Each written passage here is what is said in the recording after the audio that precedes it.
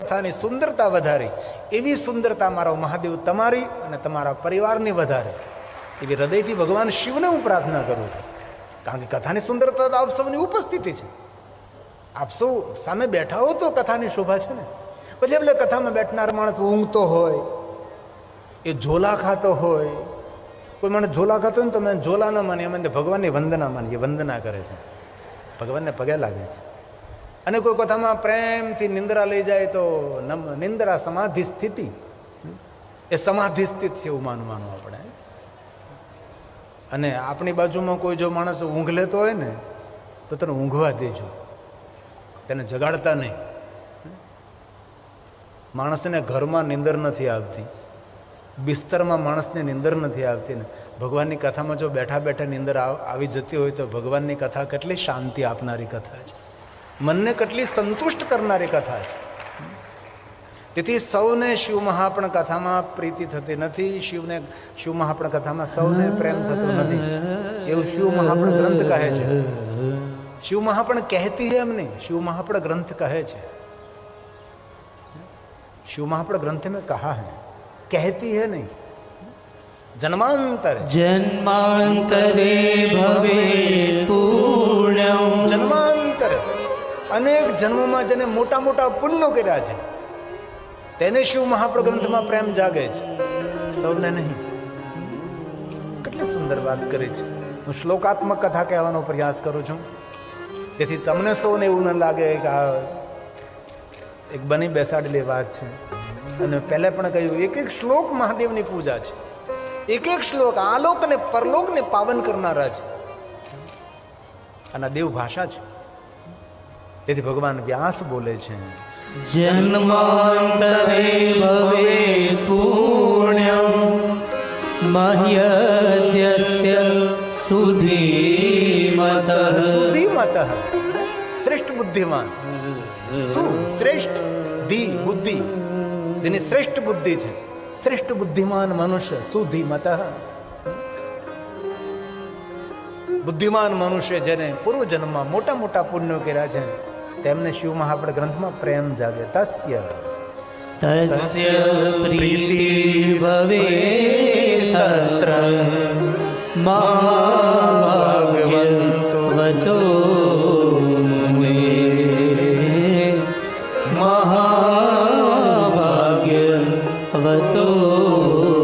મુને. તેથી આપ સૌના ભાગ્યની સરાહના કરું છું.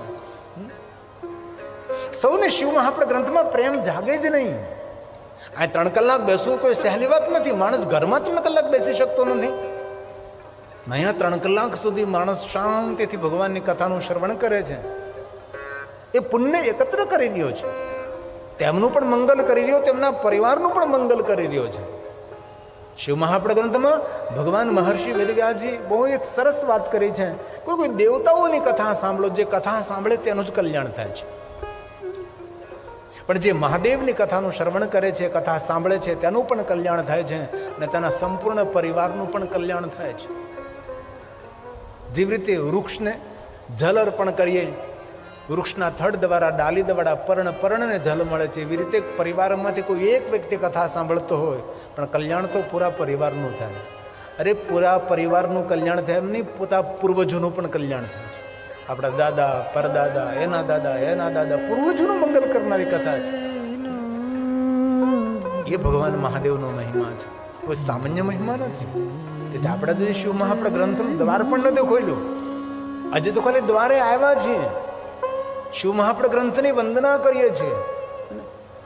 ये भाव से आदर के साथ शिव महापण भगवान को प्रणाम करें.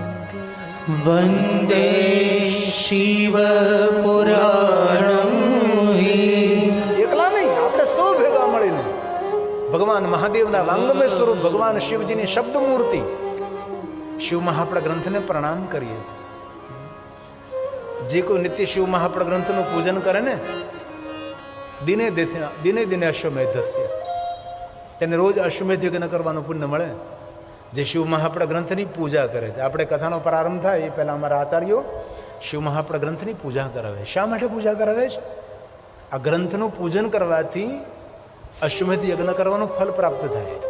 આપણા ઘરમાં શિવ મહાપણ ગ્રંથ જો હોય તો ભલે તમે પાઠ ન કરી શકો, શ્લોકમ શ્લોકાર્ધમેવ છે, આમ તો અડધા શ્લોકનો પણ પાઠ કરવો જોઈએ.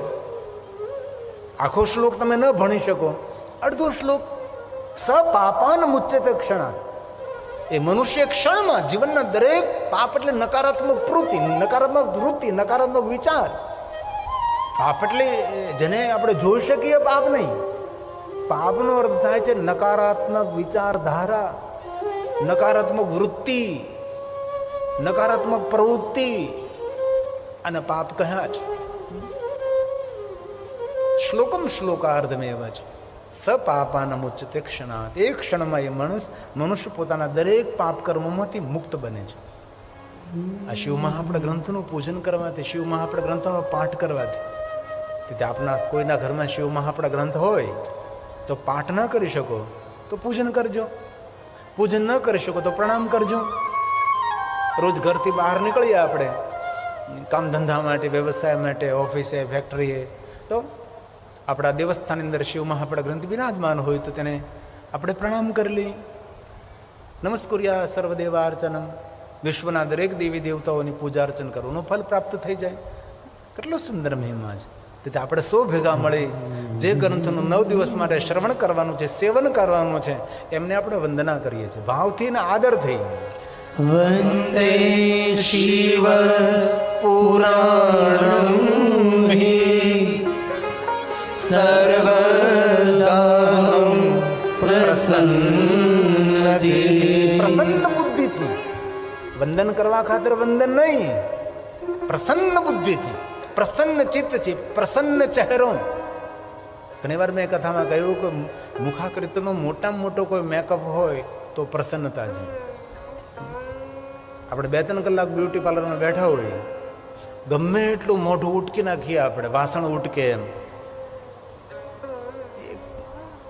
જરૂરી છે કરવું, એનો વિરોધ નથી કરતો, પણ ઈશ્વરનો આપેલો મેકઅપ એ ચહેરાની પ્રસન્નતા છે.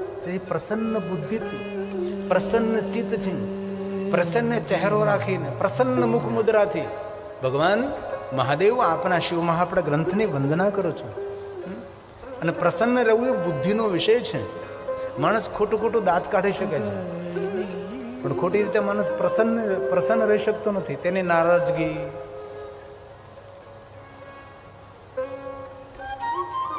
તેની મુખાકૃતિ પર દેખાય આવે છે. અને 24 કલાક પ્રસન્ન રહેવું હોય તો ઈશ્વરનું શ્રેષ્ઠ આરાધન છે ને. એ તો કરોડોમાંથી કોઈ એક વ્યક્તિઓ મળે તમને 24 કલાક પ્રસન્ન રહી શકે છે. તેથી પ્રસન્ન બુદ્ધિથી ભગવાન મહાદેવ હું આપના વાંગમય સ્વરૂપ શિવ મહાપડ ગ્રંથની વંદના કરું છું. મહાદેવ આપને પ્રસન્નતા પ્રિય છે. ભગવાનને ખીલેલા પુષ્પો અર્પણ કરીએ છીએ, મુરઝાયેલા નહીં. જે પુષ્પો મુરઝાઈ ગયા હોય આપણે એક બાજુ છોડી દઈએ. મુરઝાયેલા પુષ્પો આપણે ભગવાનને અર્પણ નથી કરતા. ભગવાનને અર્પણ કરીએ તો ખીલેલા પુષ્પો. શિવને શું પ્રસન્ન છે, પસંદ છે? પ્રસન્નતા. શિવ પ્રસન્ન. ભગવાન શિવને પ્રસન્નતા પ્રિય છે. શિવ પ્રસન્નામ્યયા દદ્યાન સ્વપદયો રતિ દદ્યાન સ્વપદયો. મારી પ્રસન્ન બુદ્ધિથી આપના ચરણોમાં પ્રેમ સમર્પિત કરી આપના વાંગમે સ્વરૂપ શિવ મહાપડ ભગવાનની હું વંદના કરું છું. આ રીતે એક શ્લોકમાં શિવ મહાપડ ગ્રંથની વંદના કરે છે. હવે ભગવાન વ્યાસ કહે છે આ ગ્રંથ કોઈ સામાન્ય ગ્રંથ નથી. શું કહ્યું? શિવ મહાપડમ તિલકમ ખલુ સતપુરાણમ. આ શિવ મહાપડ ગ્રંથ દરેક પુરાણોમાં તિલક સમાન છે. આપણે ગમે એટલા સોના, ચાંદી, હીરા, મોતીના આભૂષણો પહેર્યા હોય, સુંદર સુંદર મૂલ્યવાન વસ્ત્રો આપણે ધારણ કર્યા હોય, પણ જો કપાળમાં બિંદી ના હોય તો બધું આ મંગલ છે. પણ જૂના વસ્ત્રો પહેર્યા હોય, થોડા ઓછા સોના ચાંદીના આભૂષણો પહેર્યા હોય, પણ કપાળમાં જો તિલક હોય તો સમજવું એ મંગલમય છે, એ શુભ છે. આપણે કોઈનું આગમન થાય તો તેનું ભાલમાં તિલક કરીને સ્વાગત કરીએ છીએ. આપણી પરંપરા છે, આપણી સંસ્કૃતિ છે, આપણી સનાતની પરંપરા છે. તેથી આ શરીરની અંદર મૂલ્યવાન વસ્ત્રોનો મહિમા છે, આપણા શરીર ઉપર બહુ સોના ચાંદીના આભૂષણોનું પણ મૂલ્ય છે, પણ વધારે મૂલ્ય જો હોય તો ભાલમાં તિલક છે. તો આપને યોગ્ય લાગે તો આજથી એક નિયમ ધારણ કરવો કે રોજ કપાળમાં ચંદનનું, કંકુનું કે ભસ્મનું તિલક કરો. બુદ્ધિ આપણી સાત્વિક બને છે, આપણા વિચારો સકારાત્મક બને છે. કપાળમાં ચાંદલો કરવાથી વિચારશીલ મનુષ્ય વિચારનું પરિવર્તન કરી શકે છે. તેથી આજથી કેટલો નિયમ કરવો. બહેનો તો જો કે કપાળમાં ચાંદલો કરતી જ હોય, બહેનો માટે કોઈ પ્રશ્ન નથી. પ્લાસ્ટિકનો પણ કરે તો છે, પણ આપણા માટે કોઈ પ્લાસ્ટિકનો ચાંદલો છે નહીં. નકર તો ઘરેથી પ્લાસ્ટિકનો લગાડીને બહાર નીકળીએ. બહેનો તો પ્લાસ્ટિકનો ચાંદલો લગાડી દે, પણ ભાઈઓ માટે કોઈ વ્યવસ્થા નથી. તેથી આજથી એક નિયમ આપણે લેવાનો કે રોજ સવારમાં ચંદનનો, કંકુનો અથવા ભસ્મનો કપાળમાં ચાંદલો કરી અને ઘરની બહાર નીકળો, અથવા સવારમાં ઉઠી સ્નાન કરી ભગવાનને પ્રણામ કરતાં કરતાં કપાળમાં ચાંદલો કરો. તેથી શિવ મહાપણ ગ્રંથ એ તિલક સમાન. શિવ મહાપણમ તિલકમ. કેટલી સુંદર વાત કરી. આ ગ્રંથ કોઈ સામાન્ય ગ્રંથ નથી. આ ગ્રંથ એ દરેક પુરાણોમાં તિલક સમાન છે, એટલે શ્રેષ્ઠ છે, મંગલમય છે, શુભ કરનાર, કલ્યાણ કરનાર ગ્રંથ છે. ધ્યાનથી સુનિએ જરા.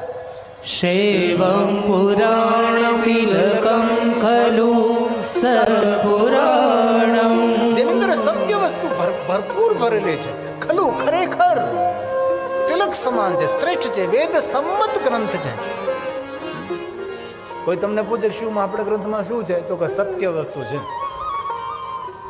જીવનને શ્રેષ્ઠ કરનારી વસ્તુ છે. વસ્તુ ગીતમ, જે શિવ મહાપણનું ગીત ગાય છે એનું સર્વ રીતે મંગલ ને સર્વ રીતે તેનું કલ્યાણ થાય છે. એ આ ગ્રંથ છે. ધ્યાન से सुनिए, गंभीरता से सुनिए. और कथा कोई मनोरंजन નથી. જરૂર આપણને નાચ ગાન નૃત્ય બહુ જ વાલું લાગે, પણ કથા એ મનોરંજન નથી. કથા આંખનું અંજન છે.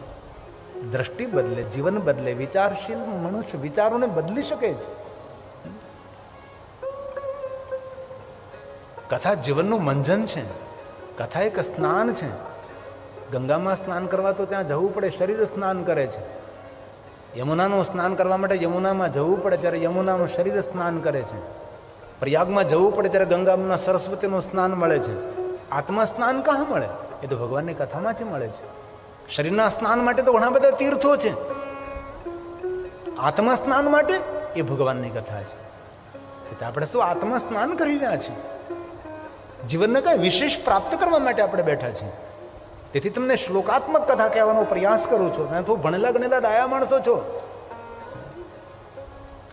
બાકી નાચ ગાન કરીને, નૃત્ય કરીને પણ કથા પૂરી કરી શકાય. 3 કલાક જતા કાંઈ વાર ન લાગે. 2-3 ધૂન ગવડાવું જોર જોરથી, તમે સૌ નાચો ને હું તમને નચાવું, સુંદર સંગીતમાં તમને ડોલાવું, હસવાના ઘણા બધા દ્રષ્ટાંતો આપી શકું. નહીં, કથા ગંભીર વિષય છે. અને તમે શું ડાયાને ભણેલા ગણેલા માણસો છો, તેથી હું તમને ગહેરાઈથી સમજાવવાનો પ્રયાસ કરું છું. તેથી આદર से सुनिए, भाव से सुनिए. शिव महापर्ण तिलकम. શૈવં પુરાણમિલકં ખલુ સત્પુરાણમ. વેદાંત વેદ વિલસત્પરમ વસ્તુ ગીતમ. ગીત ગાય છે, શિવપુરાણનું ગીત ગાય છે. યો મે પઠે શૃણુયાત પરમાદરે. आदर के साथ, भाव भक्ति के साथ. गावा खातर गाय नहीं खू नहीं, केवा खातर कहीं नहीं खू नहीं, परम आदरण, आदर के साथ. આદર સાથે જે ભગવાનનું ગીત ગાય છે, ભગવાનની કથાનું શ્રવણ કરે છે, ભગવાનની કથાનો પાઠ કરે છે, તેના માટે ભગવાને વચન આપ્યું છે. શંભુ પ્રિય સૈલવેત પરમાગતિમ. શંભુ પ્રિય સૈલવેત પરમાગતિમ. તેની ગતિ નહીં થાય, તેની પરમ ગતિ થશે. જ્યાં જવાથી તેની અધોગતિ ન થાય, જ્યાં પહોંચવાથી જ્યાં પડવાનો ભય નથી, એ પરમ ગતિને પ્રાપ્ત થાય. અને મહાદેવ તેમને પ્રેમ કરશે. શંભુ પ્રિય, મહાદેવ તમને વહાલ કરશે, મહાદેવ તમને પ્રેમ કરશે. આપણે તો મહાદેવને બહુ જ પ્રેમ કરીએ હે ને. રોજ આપણે કહીએ તમે છે માતા છે પિતા, એ ક્યારે બોલે તમને કે તું મારો દીકરો છે? ભગવાન શંકરે ઉપમન્યુને કહ્યું, હે વત્સ, હે મારા દીકરા. ભગવાન સ્વયં શંકરજીએ ઉપમન્યુને કહ્યું હતું કે હે મારા દીકરા બોલ. આપણને ક્યારે કહે છે? આપણે તો રોજ બોલીએ તમે છે માતા પિતા. અને એટલું તો બોલતા આવડવું જ જોઈએ. આપણા બાળકોને પણ એટલું તો શીખવાડવું જ જોઈએ. જો આપશો તો ડાયા માણસો, એટલે આપશોને કહેવાની જરૂર જ નથી. આપણા માતા પિતા ભગવાન શિવ અને પાર્વતી છે. અને ઘણીવાર કથામાં કહ્યું આ મહાદેવ માટે બોલાણો છો. તમે કોઈ દેવી દેવતાઓના સામે બોલી શકો, તેનો મારો વિરોધ નથી, પણ ખરેખર તમે જો ગહેરાઈથી જો તો ભગવાન શિવ માટે આપણે રોજ બોલીએ છીએ તમે છે માતા પિતા. ભગવાન શિવ માટે છે. તમે રામની સામે બોલી શકો, કૃષ્ણ ભગવાનની સામે બોલી શકો છો, વિષ્ણુ ભગવાનની સામે બોલી શકો છો, કોઈ પણ તમારા ઈષ્ટ દેવતા હોય તેમની સામે બોલી શકો છો. પણ જો આપણે જોઈએ તો આ મહાદેવ માટે બોલાણું છે. આશા રાખું છું આપ સૌને કંઠસ્થ છે અને આપ સૌનો સુંદર ધ્વનિ વાયુમંડળમાં મિશ્રિત થાય એવી એક હૃદયનો ભાવ પણ ખરો. ત્વમેવ માતા ચ પિતા ત્વમેવ ત્વમેવ બંધુ ચ સખા ત્વમેવ ત્વમેવ વિદ્યા દ્રવિણં ત્વમેવ ત્વમેવ સર્વં મમ દેવ દેવા. અંતિમ પંક્તિ શું કહે છે? મહાદેવને કહે ને. જેટલા મારા દેવ છે એના દેવ કોણ છે? મહાદેવ. આપણે શંકર ભગવાનને શું કહીએ? દેવો કે દેવ મહાદેવ, દેવોના દેવ મહાદેવ. અંતિમ પંક્તિમાં શું કહ્યું? ધ્યાન દીજીએ, થોડા સા ગહેરાઈ છે. ત્વમેવ સર્વં મમ દેવ દેવા. જેટલા અમારા દેવ છે એ દરેક દેવતાઓના દેવ મહાદેવ તમે છો. अब फिर से बोलिए पहले से. थोड़ी सी सुंदर ध्वनि वायुमंडलમાં મિશ્રિત और समूह प्रार्थना में अद्भुत शक्ति હોય છે. એકલા આપણે પ્રાર્થના કરીએ એની શક્તિ અને સમૂહ પ્રાર્થનાની શક્તિમાં અદ્ભુત શક્તિ હોય છે. તમે પહેલે સે ત્વમેવ માતા ચ પિતા ત્વમેવ ત્વમેવ બંધુ ચ સખા ત્વમેવ ત્વમેવ વિદ્યા દ્રવિણં ત્વમેવ ત્વમેવ સર્વં મમ દેવ દેવા. ત્વમેવ સર્વં મમ દેવ દેવા. તેથી આજ ભગવાન મહાદેવ એમ કહે, શંભુ પ્રિય. જે કોઈ શિવ મહાપડ ગ્રંથનો પાઠ કરે, પારણ કરે, શ્રવણ કરે છે, જે શિવ મહાપડ ગ્રંથનું ગીત ગાય છે, ભગવાન મહાદેવ તેને પ્રેમ કરશે અને તેની ગતિ નહીં થાય, તેની પરમ ગતિ થશે. એ શિવ મહાપડ ગ્રંથનો મહિમા છે. और थोड़ी बात आदर के साथ सुनिए. તવેવ જીવનમ ધન્ય. આ કોના માટે કહ્યું? જે મહાદેવની કથાનું શ્રવણ કરે છે તેમના માટે છે.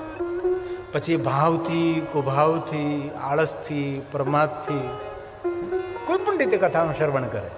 રામચરિત માનસની એક ચોપાઈ છે, ભાવ કુભાવ. ભાવથી ભગવાનનું નામ લ્યો કે કુભાવથી ભગવાનનું નામ લ્યો, પણ હંમેશા કલ્યાણ કરે છે. કોણ કલ્યાણ કરે? 4 દિશાઓ નહીં, 10 દિશા કલ્યાણ કરે. 10 દિશા આપણું મંગલ કરે છે. 4 દિશા, 4 ખૂણા, આકાશ અને પાતાળ. દિશા કેટલી? 10. એવું નથી કે ભાવથી કથા સાંભળો, કુભાવથી કથા સાંભળો. કોઈ પણ રીતે કથાનું શ્રવણ કરે છે તેની ગતિ નહીં, તેની પરમ ગતિ થાય છે. આ રામચરિત માનસ તુલસીનો પ્રસાદ ભાવ છે સોનિયા ભાવ કુભાવ અલખ આલસ ક્યાં તુલસીને મેદાન માર દિયા. હવે ઠાંસી કીધું હોય તો કે ભાવથી સાંભળો ભાઈ, કુભાવથી સાંભળ્યાનું કલ્યાણ નહીં થાય, ભાવથી સાંભળવું પડશે. નહીં, કોઈ પણ રીતે કથાનું શ્રવણ કરો, કોઈ પણ રીતે ભગવાનનું નામ લ્યો. આજે પહેલા દિવસની 2 વાત યાદ રાખવાની છે. એક તો ચોપાઈ કંઠસ્થ કરવાની છે, મંગલ ભવન મંગલ હારી ઉમા સહિત જય જપત પુરારી. અને બીજી રોજ હવે રાત્રે સુવો તો તિલક કરીને સુવો. અને જે રાતે જેને બેચેની રહેતી હોય ને એને ભસ્મનો ચાંદલો કરીને સુઈ જવાનું. જેને નકારાત્મક વિચારો બહુ આવતા, વિચારોનો થોટ આવતા હોય તેમના માટે ભાલમાં ભસ્મનું ત્રિપુંડ કરીને રાત્રે સુઈ જવાનું. નકારાત્મક વિચારો બધા ત્યાંથી જતા રહે. આ એક વિજ્ઞાન નથી, આ એક મહાવિજ્ઞાન છે.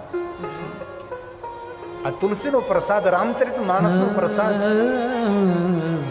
ભાવ કુભાવ અલખ આલસ. આળસ ખાતા ભગવાનને યાદ કરવા. માણસ આળસ ખાય ને આમાં, ત્યારે ભગવાનને યાદ કરવા. આમ તમે જો તો ખરા, જેને પોતાનું કલ્યાણ કરવું છે એના માટે કોઈ કઠિન માર્ગ નથી, બહુ સરળ માર્ગ છે. બગાસું ખાતા ભગવાનને યાદ કરો. છીક આવે ત્યારે પણ ભગવાનને યાદ કરો. કોઈ પણ રીતે પ્રભુને યાદ કરો, જેથી કોઈ પણ રીતે ભગવાનની કથાનું શ્રવણ કરે છે તેનું સર્વ રીતે મંગલ થાય છે. આ હું નથી કહેતો, હું તો મધ્યસ્થી છું ભાઈ. હું એક ટીચરનું કામ કર્યું, એક શિક્ષકનું કામ કરું છું. જે વર્ષો સુધી આચાર્યોના ચરણોમાં બેસીને ભણવાનો અવસર મળ્યો, જે ભણ્યા ને જે સમજ્યા ને જે યાદ રહ્યું, બુદ્ધિ અનુસાર સંક્ષેપમાં મારી બુદ્ધિ અનુસાર જે કાંઈથી કહું છું એ બધું જ ભગવાનનો પ્રસાદ છે. હું મધ્યસ્થી છું, તેથી શ્લોકાત્મક તમને કહેવાનો પ્રયાસ કરું છું, સિદ્ધાંત સાથે કહેવાનો પ્રયાસ કરું છું. કોઈ કાલ્પનિક વાત તમારા સુધી પહોંચાડવાનો પ્રયાસ હું નથી કરતો. ધ્યાન દીજીએ. તુલસીને કહા ભાવ કુભાવ અલખ આલસ.